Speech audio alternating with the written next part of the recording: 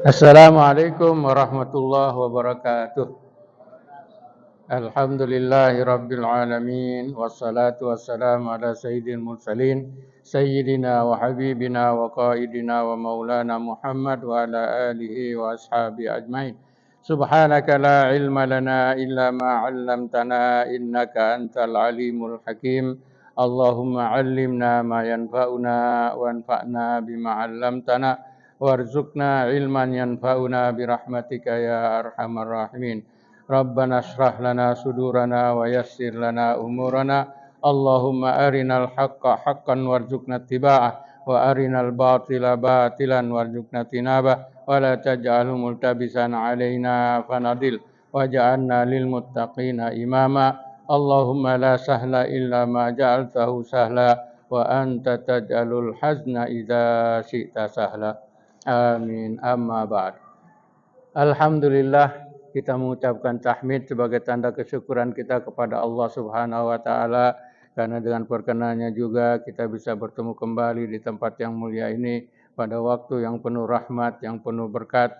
Mudah-mudahan dengan niat kita yang ikhlas dan amal ibadah kita walaupun sedikit tapi berterusan akan menjadi sebab untuk kita mendapatkan keridhaan Allah Subhanahu wa taala, mendapatkan rahmat dan berkatnya di dunia dan di akhirat kelak, sehingga kita boleh juga berjumpa dengan Nabi kita Muhammad sallallahu alaihi wasallam, para nabi, para rasul, para sahabat dan juga orang-orang saleh insyaallah. Alhamdulillah, kita sekarang masuk ke surah yang baru, yaitu surah Yasin.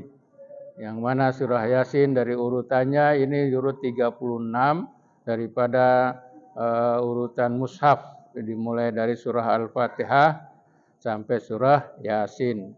Yang mana surah Yasin ini adalah diturunkan di kota Mekah, termasuk surah-surah Makkiyah yang diturunkan sebelum Nabi Muhammad SAW hijrah atau pindah ke kota Madinah.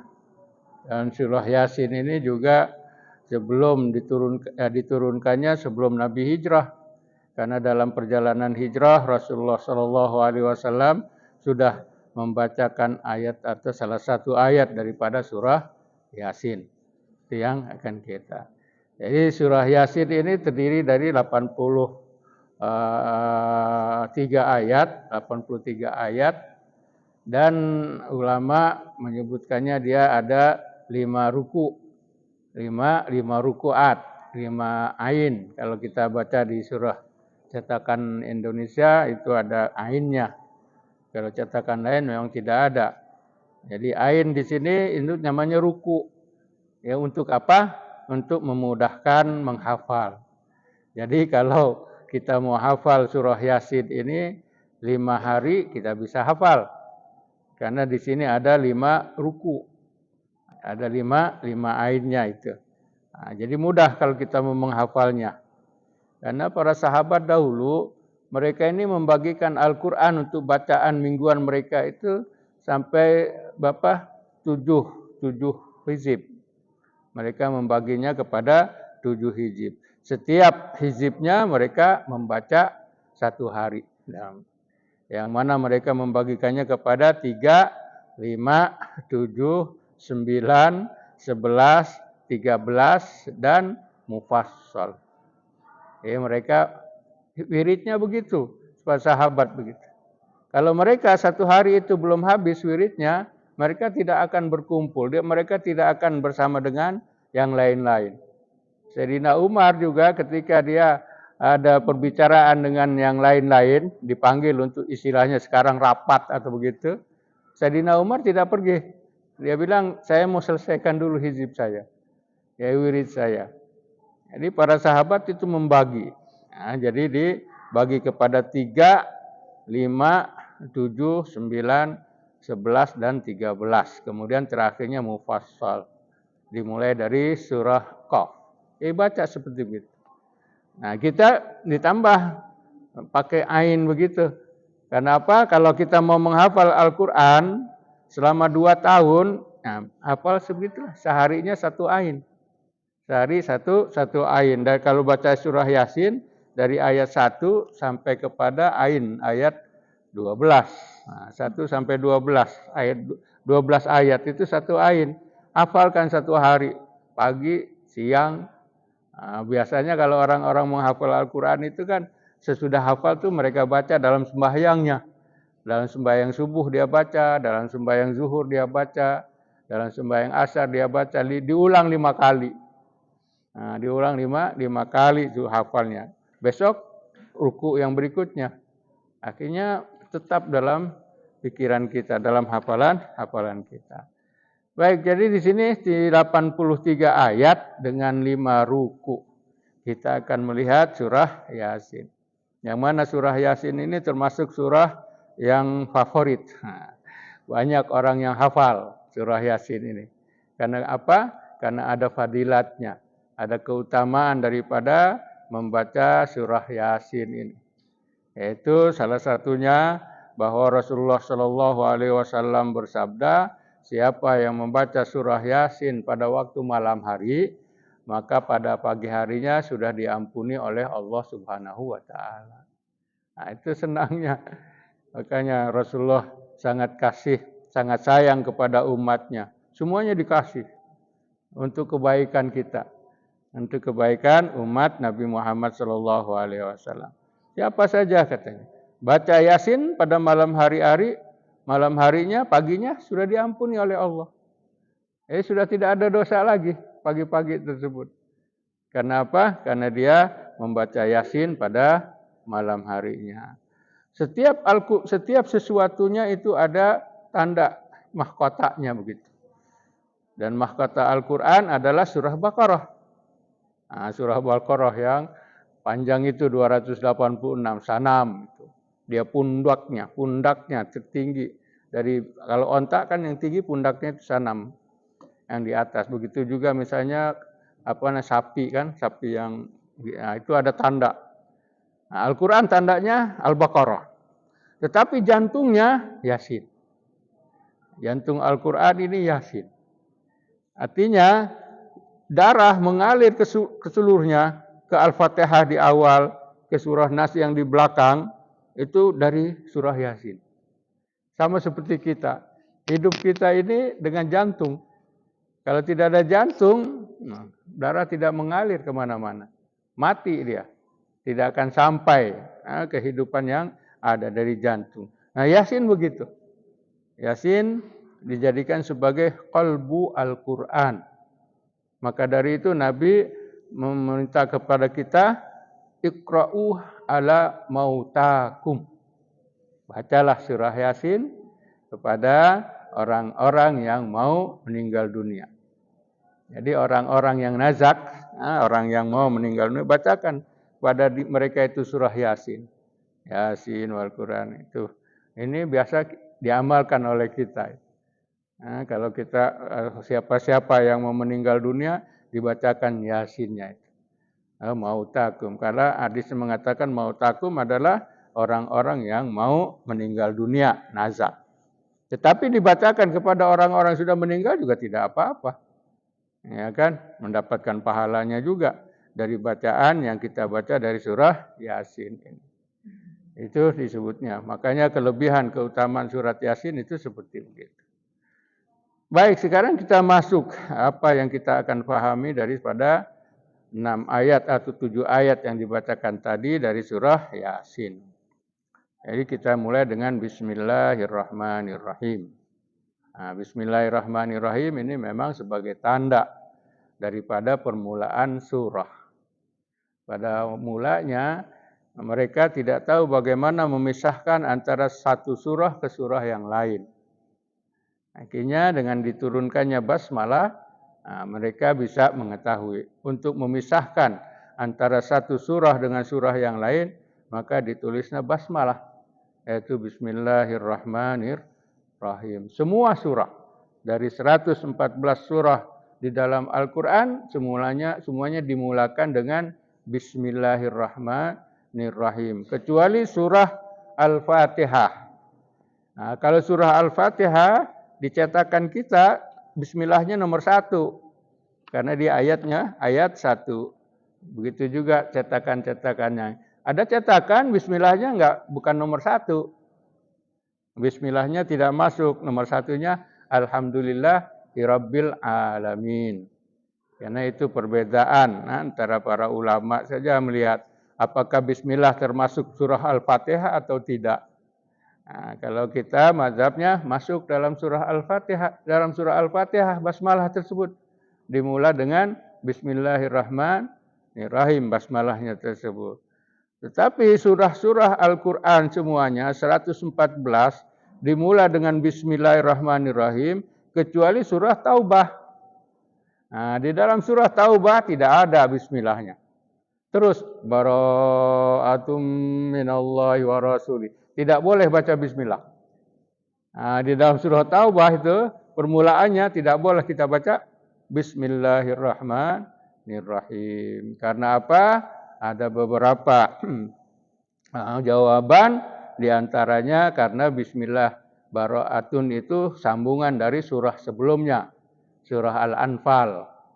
Nah, surah Al-Anfal itu katanya sambungannya surah Bara'ah, jadi tidak perlu ada bismillah. Ada satu lagi mengatakan bahwa tidak perlu bismillah di dalam surah Bara'ah karena di sana Allah Subhanahu wa taala dan Rasulnya berserah diri, angkat tangan untuk orang-orang yang tidak beriman. Bara'atun. Jadi Allah dan Rasul angkat tangan, tidak mau menerima apa-apa yang dilakukan oleh orang-orang yang tidak beriman tersebut. Makanya tidak perlu bismillah. Karena bismillah adalah tanda bahwa Allah di situ ada kasih sayangnya. Sedangkan dalam bara'ah tidak ada. Makanya bara'ah tersebut dibawa oleh Sayyidina Ali ketika dalam umrah, dalam pelaksanaan haji pertama. Sebelum Rasulullah SAW pergi haji tahun 10 Hijrah, tahun ke-9-nya Rasulullah SAW mengutus Sayyidina Abu Bakar untuk memimpin haji pada tahun ke-9 tersebut. Nabi belum pergi haji, karena apa? Masih dalam keadaan musyrik di Mekah tersebut. Nah, dalam perjalanan tersebut Rasulullah memerintahkan Sayyidina Ali untuk membaca surah Bara'ah tersebut, untuk mengatakan bahwa Allah dan Rasulnya sudah lepas tangan dari kamu, wahai orang-orang musyrik. Mulai tahun ini kamu tidak boleh pergi haji lagi. Kalau mau pergi haji, kamu mesti melakukan sebagaimana cara daripada Nabi Ibrahim alaihissalam. Kalau yang kamu lakukan sekarang, telanjang tawafnya, mundur tawafnya, perempuan-perempuan juga telanjang dalam bertawaf, itu sudah tidak boleh lagi. Makanya Nabi tahun 9 belum pergi haji karena masih kotor, masih rusak. Nah, tahun berikutnya tahun 10 barulah Rasulullah SAW pergi melaksanakan haji karena sudah apa? Sudah settle. Nah, dibacalah Bara'ah itu. Makanya tidak ada bismillah. Nah, dari 114 surah kita lihat ada dimulai dengan bismillah. Berarti kalau surah Bara'ah tidak ada bismillahnya, artinya 113. Ya kan? 113 kali itu surah basmalah dibaca. 113 kali. Tidak. Tetap bismillahnya ada 114. Walaupun di Bara'ah tidak ada bismillah, tapi tetap Bismillahirrahmanirrahim dalam Quran ini ada 14. Kenapa? Karena ada di dalam surah Naml. Nah, di dalam surah Naml, semut di sana ada dikisahkan tentang Nabi Sulaiman. Innahu min Sulaiman wa innahu bismillahirrahmanirrahim. Kalau yang itu memang ayat bismillah. Itu tidak ada yang beda pendapat. Yang ayat yang di surah An-Naml itu memang itu adalah ayat Al-Quran dari Bismillahirrahmanirrahim. Tapi kalau permulaan surah, itu yang di Fatihah yang berbeda. Tapi kalau yang di sini ya tidak masuk. Yang Bismillahirrahmanirrahim ini enggak masuk dari surah Yasin. Karena sebagai pemisah saja. Surah. Surah artinya adalah benteng.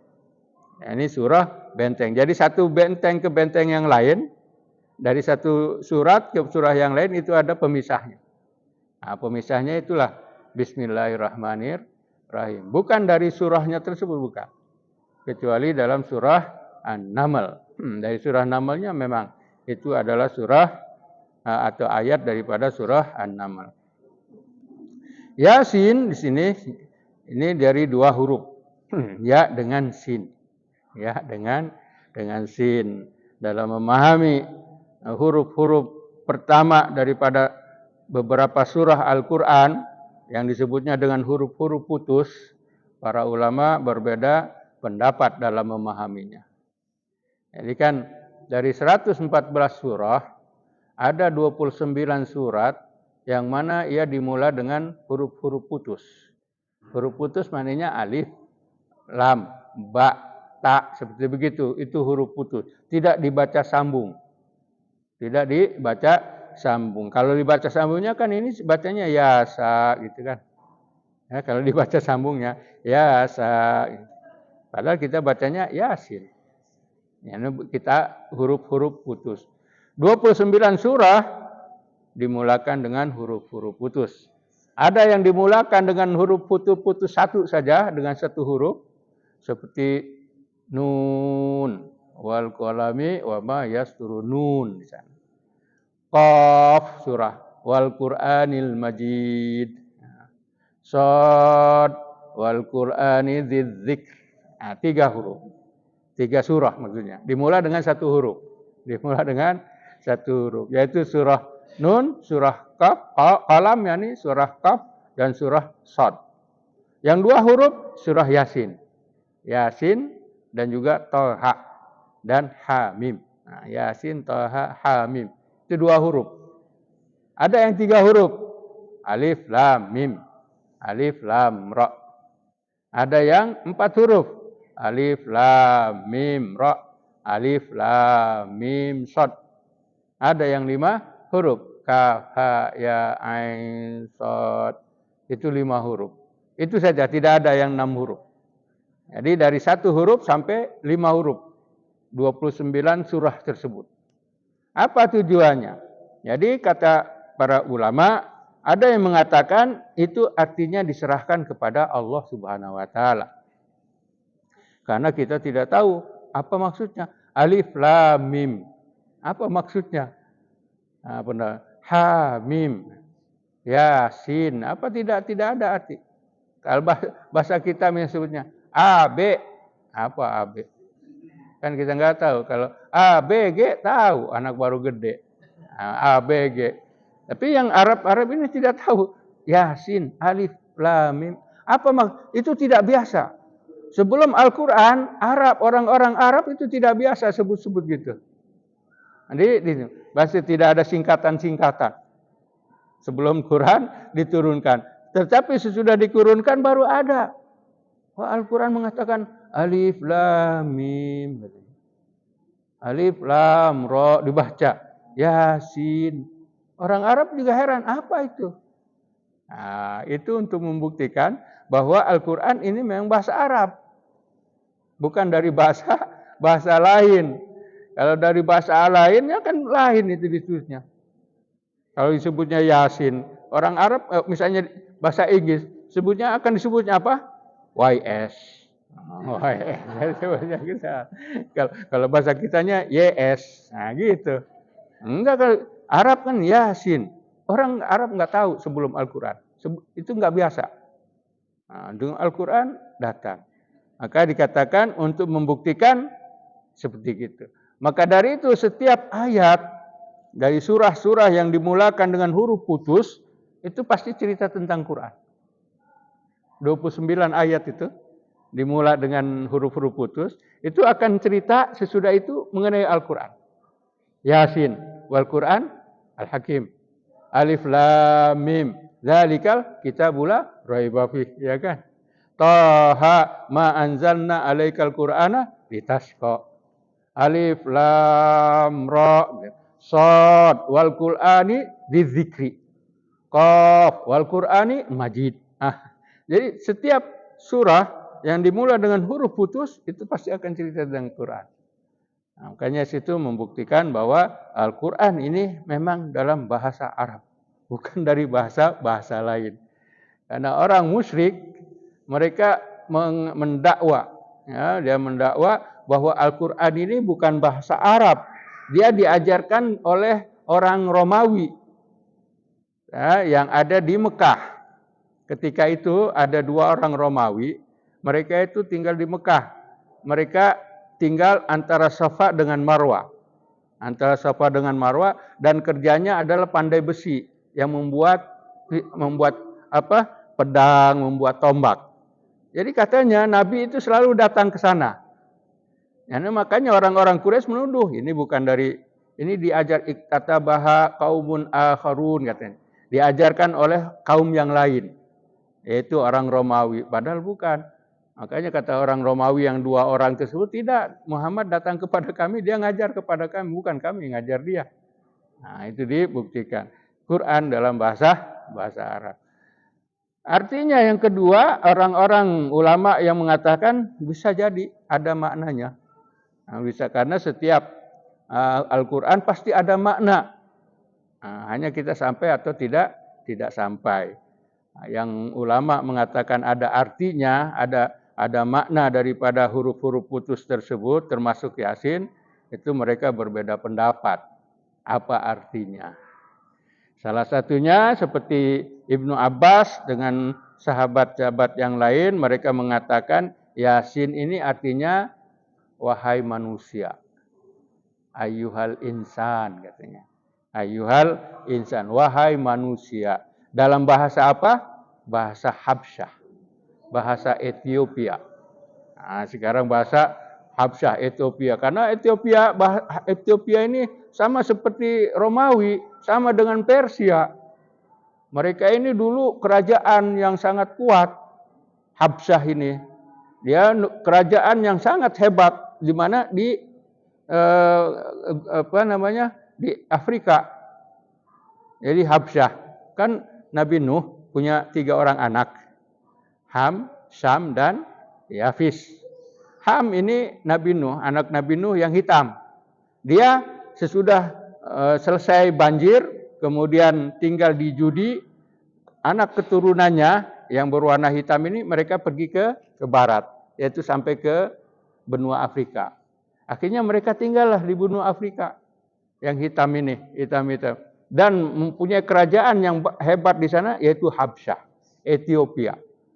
Sedangkan orang-orang putih, keturunan Sam misalnya, punya di Eropa. Ada Romawi, ada juga dengan Persia. Dan ke selatan ada orang-orang Arab, ke selatan tersebut. Sedangkan Yafis, anak dari Nabi Nuh tersebut, ini orang-orang Turki, orang-orang ke timur. Termasuk orang-orang ke timur tersebut, India, Cina-nya. Itu keturunan daripada Yafis. Dan salah satu juganya nanti adalah Ya'juj wa Ma'juj.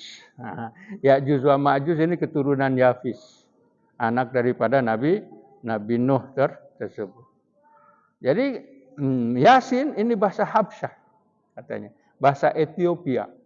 Sama dengan Toha. Toha dikatakan Ibnu Abbas juga itu bahasa Ethiopia, artinya wahai seorang lelaki.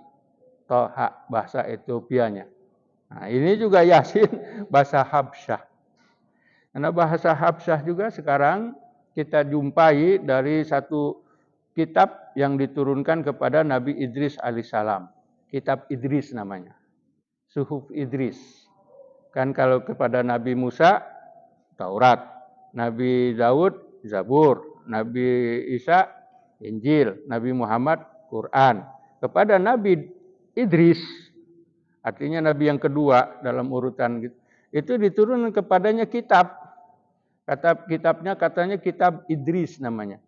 Kitab Idris. Yang mana kitab Idris tersebut terdiri dari 88 surat.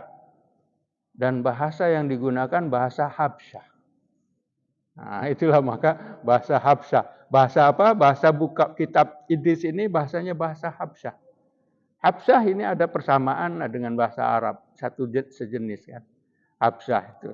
Maka dikatakan Yasin ini katanya dari bahasa Habsyah yang artinya wahai manusia. Yasin, wahai manusia. Yasin yang ada tersebut. Jadi kalau kita melihat memang kita serahkan maknanya kepada Allah Subhanahu wa taala. Ya, mengenai arti daripada permulaan surah yang dimulakan dengan huruf-huruf putus tersebut. Nah, karena apa? Karena hanya Allah Subhanahu wa taala yang tahu apa arti daripada Yasin tersebut. Ada juga yang memaknai Yasinnya ini ada makna, yaitu apa? Salah satu daripada Nabi kita Muhammad sallallahu alaihi wasallam. Nabi Muhammad itu mempunyai 200 nama. Nah, kalau Allah kan 99. Asma'us sifat Allah 99 nama. Kalau Nabi Muhammad ada 200. Nama Nabi Muhammad sallallahu alaihi wasallam. Nah, nanti kita nih mulai malam Sabtu. Mulai malam Sabtu ini kita akan menyebut nama Nabi Muhammad sallallahu alaihi wasallam. 200 nama itu. Salah satunya Yasin. Nah, Yasin juga nama Nabi Muhammad. Toha juga nama Nabi Muhammad sallallahu alaihi wasallam. Karena Nabi Muhammad sendiri kan menyebutkan, Ana Muhammad, Ana Ahmad, saya Muhammad, saya Ahmad, saya Mahi, saya Aqib. Itu yang disebut nama Nabi Muhammad. Maka dari nama-nama ini Yasin nama Nabi Muhammad juga. Kalau di Taurat, Nabi Muhammad ini namanya itu adalah Ahyad. Nabi Muhammad dalam kitab Taurat itu dipanggilnya Ahyad. Dari artinya apa? Yang membebaskan umat Nabi Muhammad dari neraka. Makanya namanya Ahyad. Oleh itu Nabi Musa, dia berdoa kepada Allah, ya Allah jadikanlah aku daripada umat Ahmad. Nah, jadikan aku dari umat Ahmad. Kenapa? Ini umat Nabi Muhammad datangnya terakhir, tapi masuk surganya yang awal. Makanya heran Nabi Musa. Kalau gitu saya mau seperti dia. Jadikanlah aku menjadi umat Ahmad. Gitu. Ahmad ini di dalam Al-Quran, Nabi Muhammad SAW, sebelum Nabi Muhammad dilahirkan, itu namanya Ahmad. Sebelum Nabi Muhammad lahir itu, 12 Rabiul Awal, tahun gajah, itu nama Muhammad di dalam kitab-kitab suci namanya Ahmad. Tidak ada namanya Muhammad. Kenapa? Karena Ahmad ini adalah orang yang paling banyak memuji. Ahmad. Tafdil. Orang yang paling banyak memuji. Nah, orang yang paling banyak memuji tersebut disebutnya Ahmad. Maka dari itu semuanya dulu namanya Muhammad ini Ahmad. Belum ada nama Muhammad, belum ada nama. Sampai seorang raja daripada Tuba. Raja Tuba, Raja Yaman, yang dikatakan dia walaupun 300 tahun sebelum Nabi lahir, dia sudah beriman kepada Rasulullah. Ini Raja Tuba, ini Raja Yaman, dia ini suka keliling, suka ekspansi. Salah satu tempat yang ekspansinya adalah ke Yasrib. Sampai di Yasrib, dia mau menghancurkan kota Yasrib. Tapi di sana ulama-ulama Yahudi, karena Yahudi sudah ada di kota Madinah 400 tahun sebelum Nabi Muhammad dilahirkan. Dari tahun 200. Dari tahun 200 ketika orang-orang Yahudi diusir oleh orang-orang raja-raja Kristen Romawi. Nah, salah satu tempat pelariannya adalah Yasrib. Ya, jadi 400 tahun sebelum Nabi. 100 tahun sudah di sana, Raja Yaman, Tuba, yang namanya As'ad ibni Abi Quraib al-Himyari, hidup dari 350 sampai 435, itu datang ke Yasrib. Asalnya dia mau menghancurkan kota Yasrib. Tapi ulama-ulama Yahudi bilang, wahai raja, jangan kamu hancurkan. Karena kota ini, tempat ini, akan menjadi tempat hijrah Nabi terakhir. Kata siapa? Kata ulama Yahudi ini. Kata ulama Yahudinya, jangan kamu hancurkan kota ini. Karena ini adalah tempat akan hijrah Nabi terakhir. Iya betulkah dicerita? Hanya diberitahu oleh Yahudi. Kan orang Yahudi tahu di Taurat ini bahwa akhir zaman akan datang Nabi, seorang Nabi. Ya kan? Nabi terakhir itu mereka tahu kitab-kitab Taurat, buku-buku, tulisan-tulisan mereka itu menyifatkan Nabi ini begini, sifatnya begini, gambarannya begini, apa itu tahu di sana. Ya'rifunahu kama ya'rifuna abna'ahum. Mereka ini. Akhirnya kata bilang, jangan. Nah, di sini dia tertarik. Raja As'ad ini, Raja As'ad ibni Abi Quraib Al-Himyari tertarik. Akhirnya dia sendiri beriman. Dan dia katakan kepada pengikutnya ini kan biasa tentara.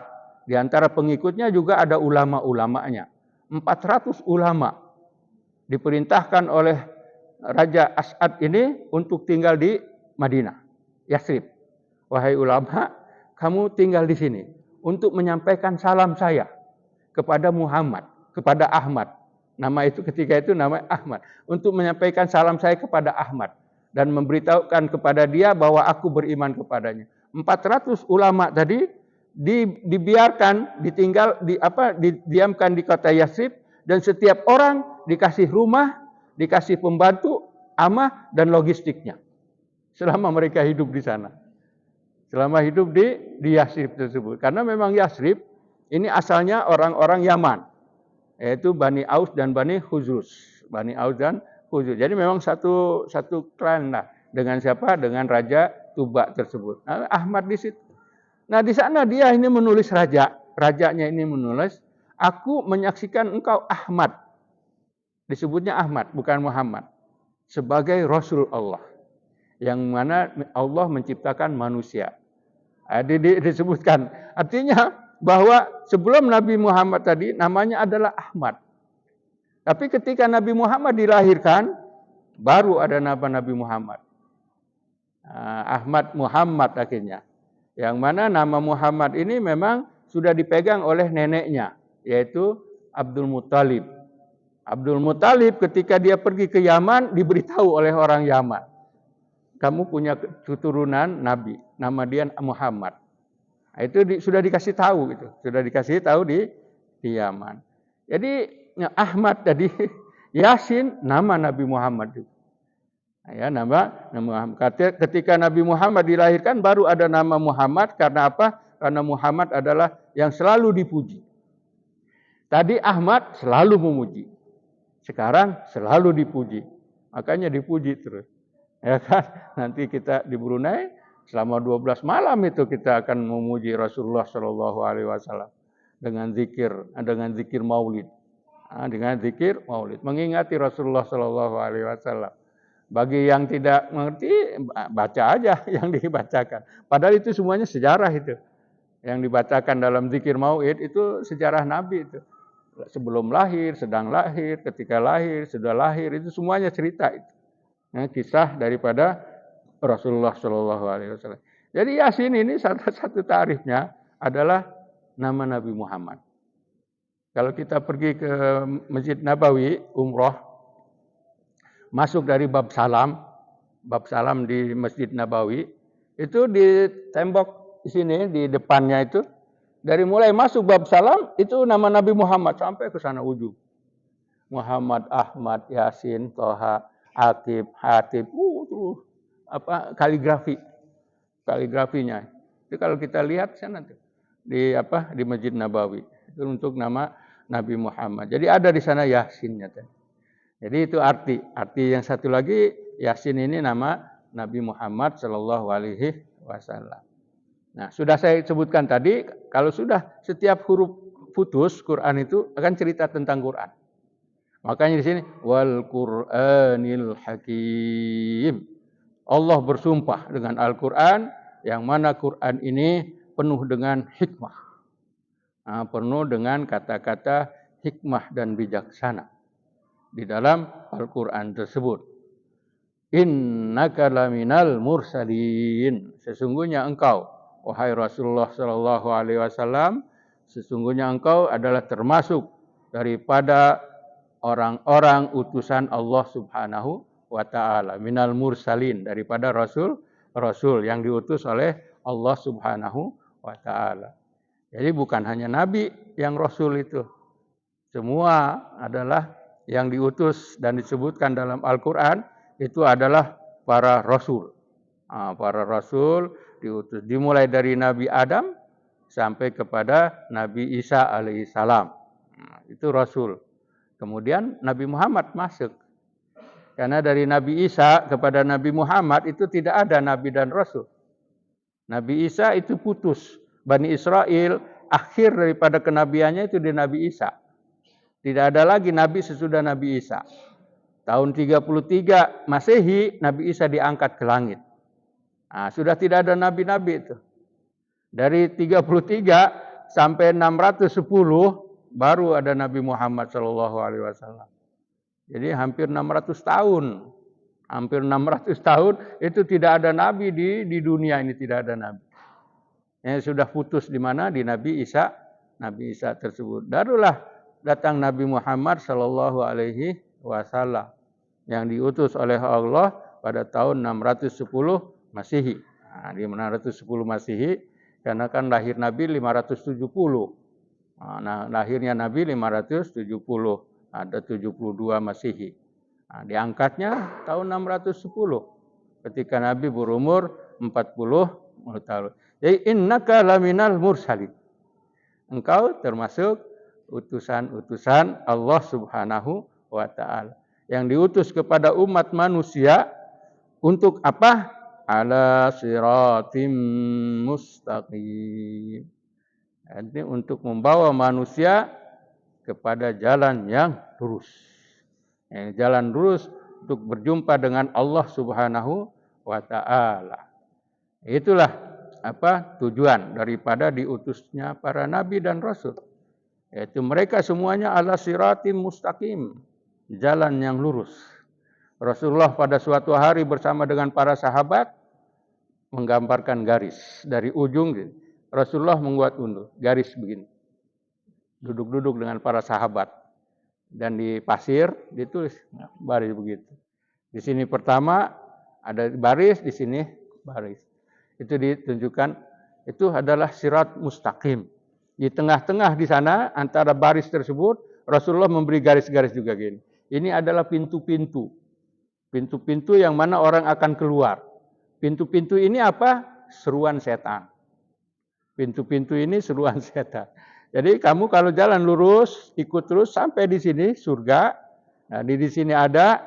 Nah, kalau kamu ikut, setan panggil, enak ini khamar, enak ini whisky, enak begini, enak ini uang orang-orang curi. Dipanggil itu. Dia keluar dari jalan yang lurus. Tapi bisa kembali lagi ke jalan lurus, yaitu dengan bertaubat. Nah, dengan bertaubat dia balik lagi. Selagi dia masih hidup, belum nazak, yugargir dia punya di tenggorokannya, masih bisa bertaubat. Tapi kalau sudah sampai di sini sudah tidak bisa. Selagi masih bisa, dia belum mati, belum nazak, masih bisa bertaubat. Siapa saja orangnya. Mau orang Islamkah, bukan orang Islamkah, masih bisa. Selagi belum yugargir. Ada di nazak, di tenggorokannya. Ini semuanya ada siratim mustaqim. Nabi Muhammad dikatakan di sini termasuk para nabi dan rasul tersebut yang mengajak kepada jalan yang lurus. Dan Al-Quran adalah tanzilal azizil rahim. Yang diturunkan dari yang maha perkasa dan yang maha penyayang. Nah, jadi yang menurunkan Al-Quran ini adalah Allah Subhanahu wa taala yang mana dia maha perkasa. Tidak ada yang bisa mengalahkannya. Dan maha penyayang, rahim yang ada. Ditujukan kepada siapa? Kepada umat Nabi Muhammad SAW. Kalau Rahman, ini kasih sayangnya untuk seluruh makhluk. Rahman untuk seluruh makhluk. Itu dikasih 10%-nya. Allah menjadikan untuk umat manusia ini yang ada dari zaman Nabi Adam sampai sekarang, sampai hari kiamat, itu 100 rahmat. 100 kasih sayang. 10%-nya dikasih di dunia. Dari awal penciptaan langit dan bumi sampai hari kiamat itu 10%. Sedangkan 90%-nya itu untuk di akhirat. Dan yang 10% untuk semua makhluk. Sedangkan yang 90% hanya untuk orang beriman. Makanya orang beriman mereka akan senang di mana di akhirat nanti. Mereka mendapatkan rahmat Allah Subhanahu wa taala yang maha hebat. 90%. Jadi mana di surga. Jadi semua rahmat Allah Subhanahu wa taala yang ada di sana. Nah, Al-Quran diturunkan tadi dinisbatkan kepada yang Maha Penyayang, Maha Perkasa dan Maha Penyayang. Tanzilal Azizil Ar-Rahim. Apa tujuan Al-Quran itu diturunkan?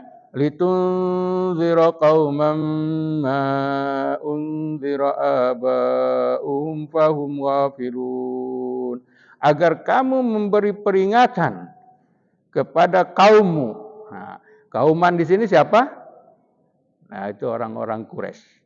Bukan kauman yang di Jogja, itu lain lagi. Yang ditunziru kauman di sini orang-orang Quraisynya, kaum Nabi Muhammad SAW. Kalau Nabi Muhammad memanggil orang Quraisy memang kaumku, wahai kaumku. Semua Nabi memanggil kaumnya, wahai kaumku. Wahai kaumku. Kenapa? Karena memang ada hubung kait antara mereka dengan nenek moyang mereka. Tapi kalau Nabi Isa memanggil kaumnya, tidak ada ayat yang mengatakan wahai kaumku. Nabi Isa memanggil kaumnya dengan ya Bani Israel. Wahai Bani Israel. Kalau hanya Nabi Isa saja. Kalau semua Nabi panggilnya qaumi. Ya qaumi ibudullah, ya qaumi, ya qala Musa ya qaumi. Musa berkata wahai kaumku. Tapi kalau Nabi Isa enggak. Nabi Isa enggak panggil wahai kaumku. Itulah kehebatan Al-Qur'an. Ketelitian Al-Qur'an. Di dalam Al-Quran tidak jumpa Nabi Isa mengatakan wahai kaumku. Karena kalau ada di Quran Nabi Isa mengatakan wahai kaumku, berarti Quran bohong. Berarti Quran tidak benar. Kenapa? Karena antara Nabi Isa dengan Bani Israel itu tidak ada hubungan bapak. Tidak ada hubungan bapak. Kan Nabi Isa enggak ada bapak. Nabi Isa ada ibu. Kaum adalah satu kelompok manusia yang mana mereka berasal dari bapa yang satu. Dari bapa yang satu itu namanya kaum dalam bahasa Arab. Sedangkan Nabi Isa tidak ada hubungannya dengan Bani Israel. Nabi Isa ini tidak ada bapaknya, ada ibu. Yaitu siapa? Maryam. Maryam alaihissalam. Ada ibu, bapaknya enggak ada. Makanya enggak dipanggil ya kaum. Maka Al-Quran mengatakan, "Fa'idh qala Isa ibn Maryam ya bani Israil inni rasulullah ilaikum musaddiqan lima baina yadayya minat taurati wa mubassiran bi rasulin ya'ti min ba'di ismuhu Ahmad." Nah, dia panggilnya wahai Bani Israel. Tidak dipanggil wahai kaumku. Nabi-nabi yang lain panggilnya ya kaum, wahai kaum.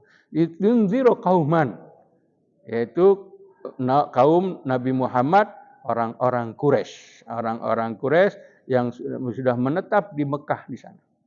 Yang mana kaum tersebut ma undira aba'uhum fahum ghafilun. Jadi tidak diberikan peringatan bapak-bapak mereka itu sebelumnya daripada nabi-nabi. Tidak pernah ada. Dari zaman Nabi Ismail terus ke bawah kepada Nabi Muhammad itu tidak ada nabi diutus di kota Mekah. Yani ma unzira aba'uhum. Mereka tidak pernah diutus kepada mereka seorang nabi sehingga mereka itu lalai. Wahum wafidun. Tapi dari zaman Nabi Ismail terus ke bawah Kan'an, anaknya lagi Jurhum, masih orang-orang beriman ikut dengan ajaran Nabi Ibrahim alaihissalam. Tapi ketika orang Mekah dikalahkan, ditakluki oleh Bani Khuza'ah dari Yaman, akhirnya sudah mulai di sana adanya kemusyrikan. Pada awalnya mereka beragama Ibrahim, beragama Nabi Ibrahim, ikut kepada mengikuti ajaran Ibrahim tersebut. Dalam hajinya, dalam sembahyangnya, semua. Tapi ketika dikalahkan oleh Bani Khuza'ah dan kota Mekah dikuasai oleh Bani Khuza'ah selama 300 tahun. Nah, sudah di sana mulai ada musyrik. Karena berhala yang pertama sekali dimasukkan ke Mekah yaitu oleh pemimpin Bani Khuza'ah, Amir itu. Amir ini adalah yang membawa berhala pertama kali ke Mekah. Disimpan di Ka'bah yang namanya Hubal. Jadi berhala yang pertama. Mulai dari sanalah ada kemusyrikan. Selama 300 tahun.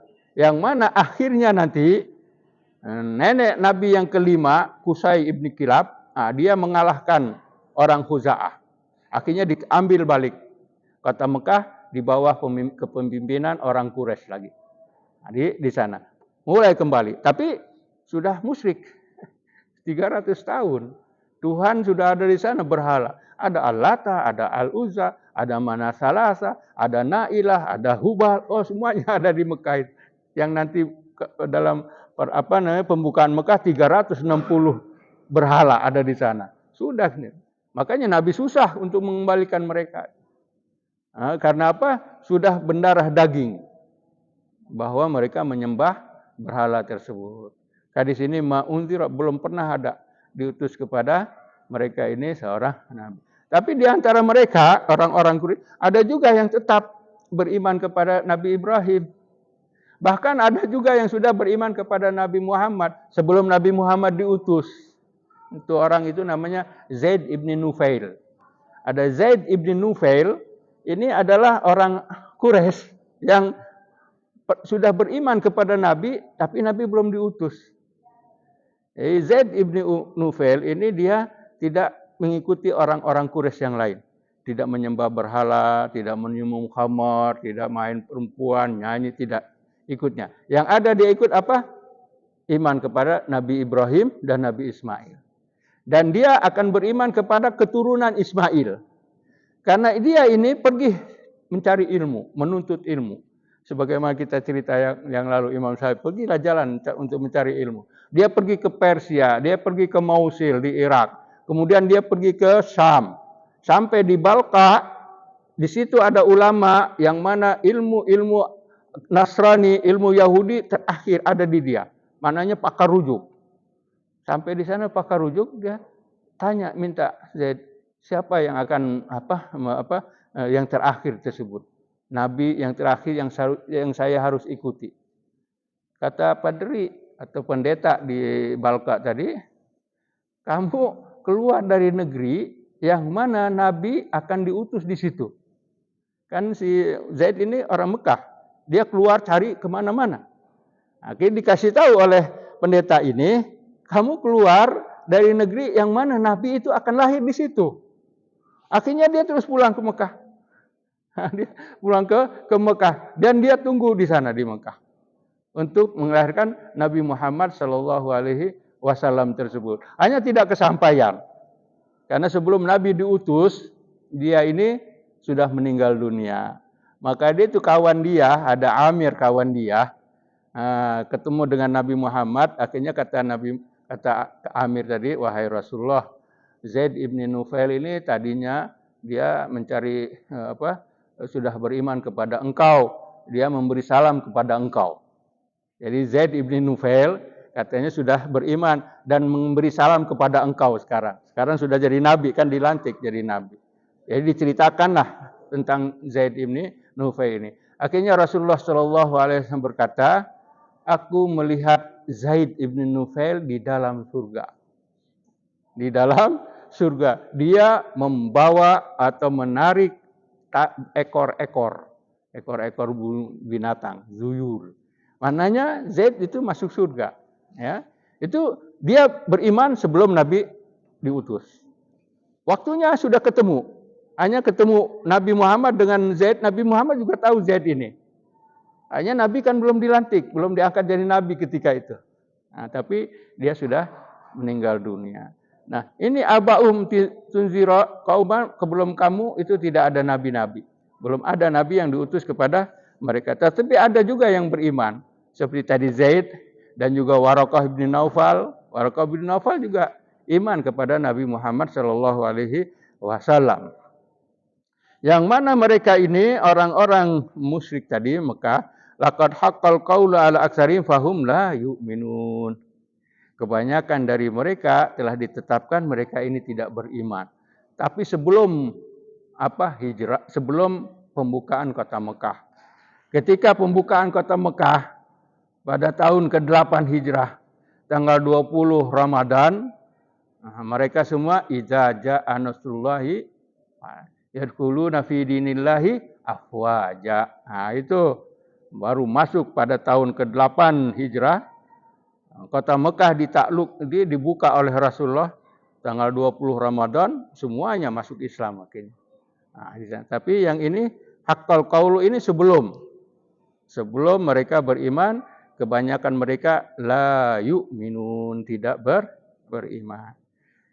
Itulah mungkin yang bisa kita sudah 10 menit lagi yang mulai kita bincangkan. Mudah-mudahan sedikit sebanyak kita mendapatkan faedah dari apa yang kita perkatakan, bincangkan tadi. Wallahu a'lam.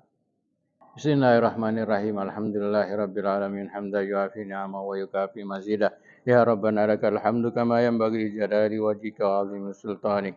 Allahumma salli salatan kamilatan wa sallim salaman tamman ala sayyidina Muhammadin alladzi tanhalu bil 'uqad wa tanfariju bil kurab wa tuqda bil hawaij wa tunalu bir raghaib wa husnul khawatim. Wa istasqal ghamamu biwajhil karim wa ala alihi wa sahbihi fi kulli lahhatin wa nafasin bi'adadi kulli ma'lumin lak. Allahumma ahsin akibatana fil umuri kulliha wa ajirna min khizyid dunya wa adzabil akhirah. Allahumma aslih lana dinana alladzi huwa ismatu amrina wa aslih lana dunyana allati fiha ma'ashuna wa aslih lana akhiratana allati ilaiha ma'aduna. Allahumma ij'alil hayata ziyadatan lana fi kulli khair waj'alil mauta rahatan lana min kulli syarr. Allahumma arzuqna fi hadzal majlis qiraatil Qur'an wa tafsiri fi zanzabil.